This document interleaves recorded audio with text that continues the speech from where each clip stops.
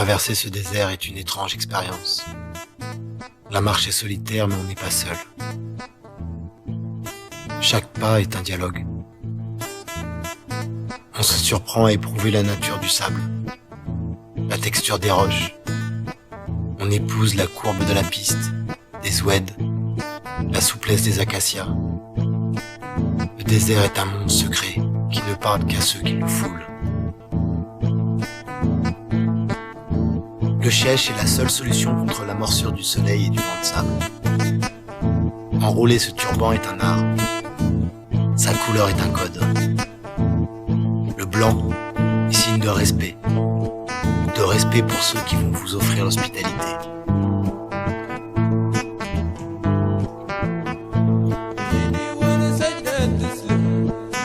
Ce que l'on sait, c'est que l'on boira 3 thés verts à la menthe et que l'on racontera la rumeur de la piste. Le premier de ces thés sera amer comme la mort, le second doux comme la vie et le dernier sucré comme l'amour.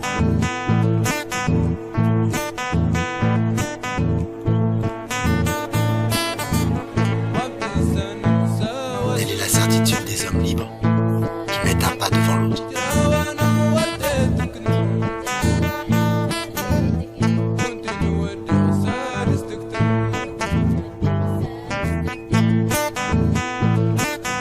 Mes pas m'ont conduit dans le Tassili Nadjer, un plateau de grès à plus de 1000 mètres d'altitude, entièrement sculpté, tailladé.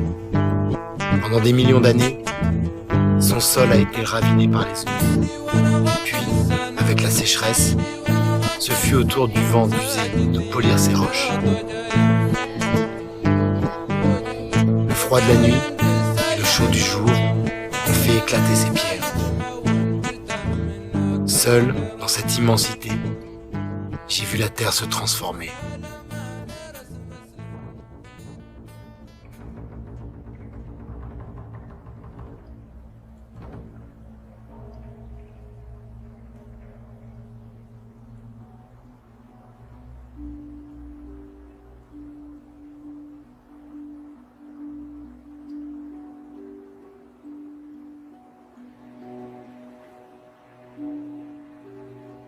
J'ai bu l'eau des gueltas, pris soin de ne pas boire en même temps que les chèvres. Je voulais goûter cette vie si loin d'Alger, dans ce pays si grand qu'il semble un continent. En fait de chèvres, on croise de rares mouflons tant le relief est escarpé. À l'aube et au crépuscule, cet animal cherche l'eau et des plantes pour se nourrir. C'est près des gueltas, ces réservoirs d'eau naturelle dans la roche, qu'il risque le plus d'être victime d'un homme. L'espèce est menacée et vit réfugiée dans ces régions.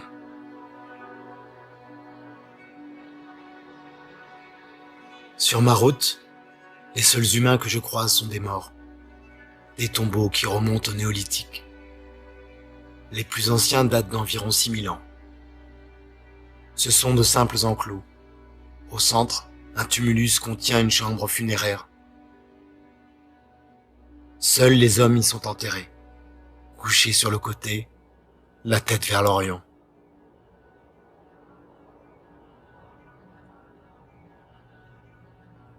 À partir d'ici, je suis entré dans le plus grand musée à ciel ouvert de l'époque néolithique. Il faut venir jusqu'ici pour le croire. Il faut voir la cité de Séphar, la plus grande cité troglodyte au monde.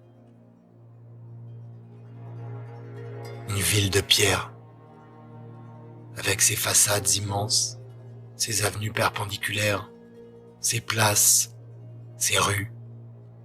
Séphar est inscrit au patrimoine mondial de l'humanité depuis 1982. Mais ce n'est pas pour cette extraordinaire création du vent, c'est pour ce qui est caché ici.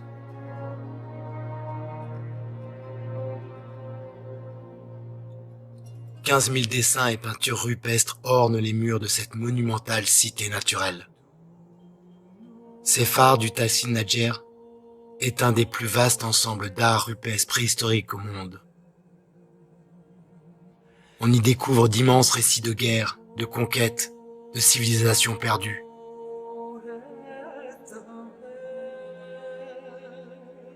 On découvre aussi combien ce désert n'a pas toujours été aride.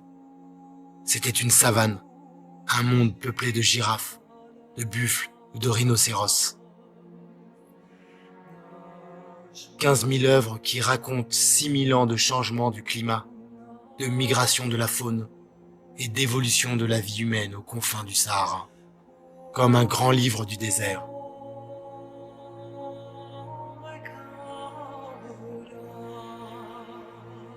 Et comme souvent, un livre qui contient des mystères, à commencer par celui de ces êtres étranges qui apparaissent dans certains dessins et dont les formes n'indiquent ni un animal, ni vraiment un humain.